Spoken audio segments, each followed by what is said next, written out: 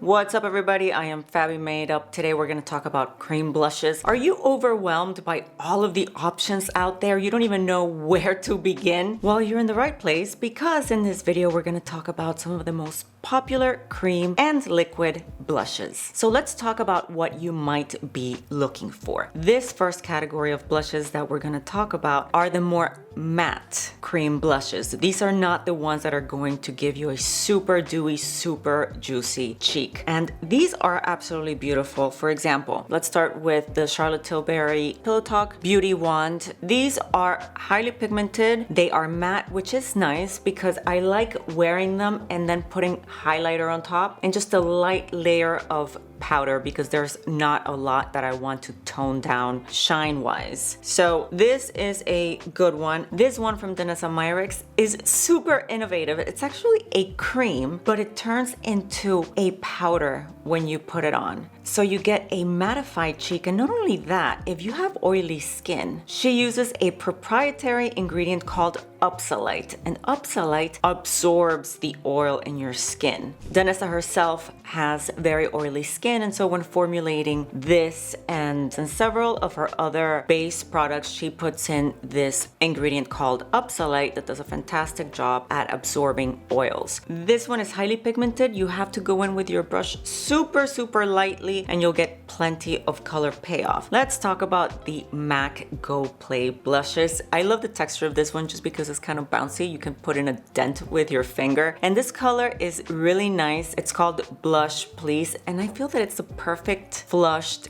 cheeks shade. So if you're going for a really natural color and you have this on my light medium complexion, looks very natural and it's that perfect blushed cheek color. Really like this formula. Of course, we have to talk about, and this is the cutest thing, a little mini Rare Beauty blush. Be careful with this one. We know it's super pigmented, so get used to it. Maybe you might have to put it in the back of your hand, tap the back of your hand with a brush, and then go into your cheek. Apply it directly to your cheek at your own risk.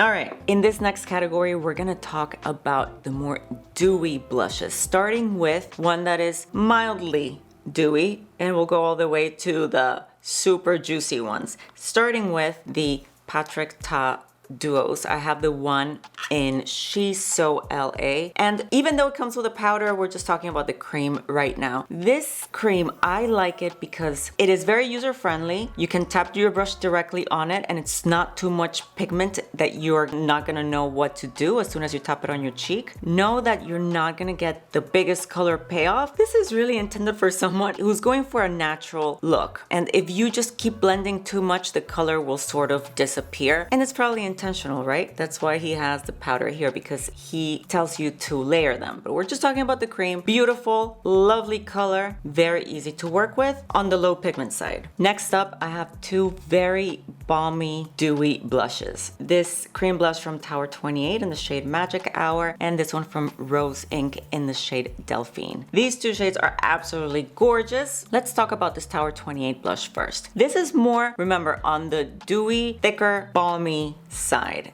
So if you're wearing your hair down and wind blows across your face, you might get hair stuck on your cheek. Know that. But if, for example, right now that I'm wearing my hair up, and if I want a really glowy cheek, I'm not wearing this one right now.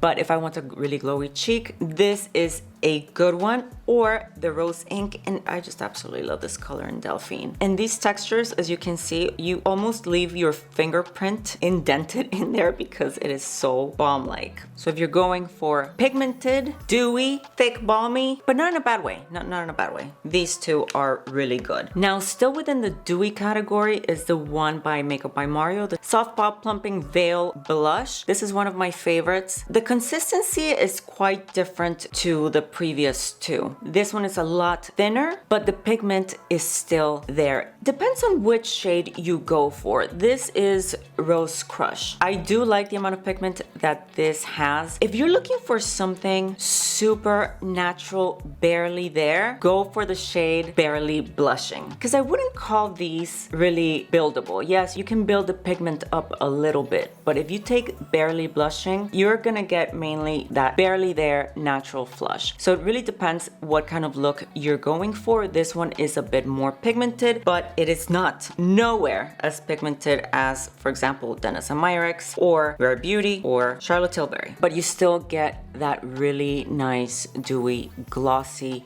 skin. Let's talk about liquid blushes. I have 4 right here. Liquid blushes are more watery. They're more gel-like, which means that if you want just a sheer wash of color, then these liquid blushes are the way to go. And even within this category of liquid gel-like blushes, there are some differences. For example, this one from Say is more in between a cream and a liquid slash gel blush. This one is not nearly as watery as these others are. This one is a little bit thicker in consistency and more pigmented than these 3. Now let's move on to these 3. As I said, these are more the watery gel-like consistency. These will give you a beautiful sheer wash of color. I particularly like NARS and Laura Mercier. I have learned to work with this one from Urban Decay, their Hydromaniac blush, because at first I used it with a dense brush and it made my hyperpigmentation look even more uneven than it is naturally. But then I tried it once again with a bigger, fluffier brush with loose bristles and it looked a lot nicer. But the thing is that that brush had a larger diameter, so I ended up placing it in an area that was too big. So that's on me. I just have to get a proper sized brush. But what I found important is to not use dense brushes for this one. Will I continue using it? Yes. Because I have it. Would I get more shades? No. There are so many options out there that I don't think I would get doubles of any of these. Actually, no. Yes, I would. I would get more shades in this Dennis & Meyrick's blush because I love the formula so much. I would get more shades in the Makeup by Mario because oh my God, this is so easy to use for the everyday. If I'm in a rush, if I just have like 3-5 minutes to run out the door, I am not gonna reach for the Dennis & Meyrick's. I am going to grab Mario's because it's so much easier to just tap, tap, go. Would I get more of the NARS shades? I don't think so. Honestly, I swatched them at Sephora and the others.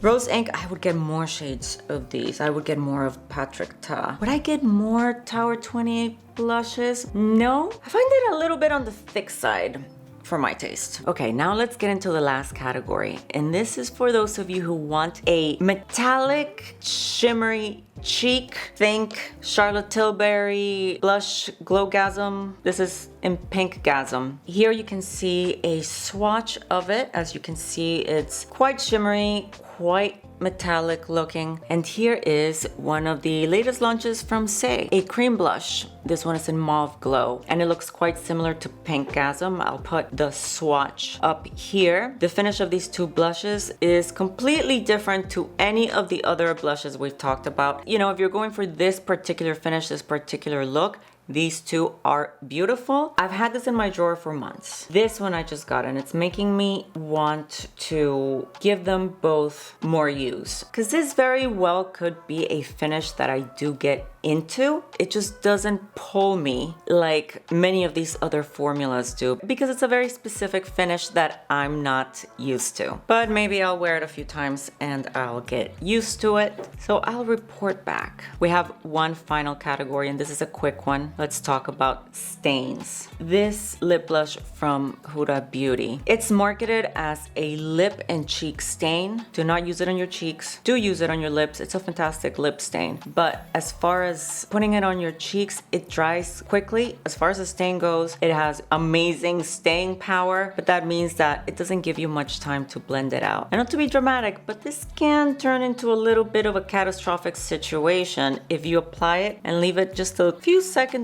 too long and then go in with your brush. You'll find that it leaves a literal stain on your cheek and nobody wants that. So yes on your lips, no on your cheeks. I'd love to hear from you guys what kind of finish you go for when you think of cream blushes. Which ones do you like? Which ones are your favorites? Let's chat in the comments. And that's all I got for you. Thank you for watching. I'll see you in the next one.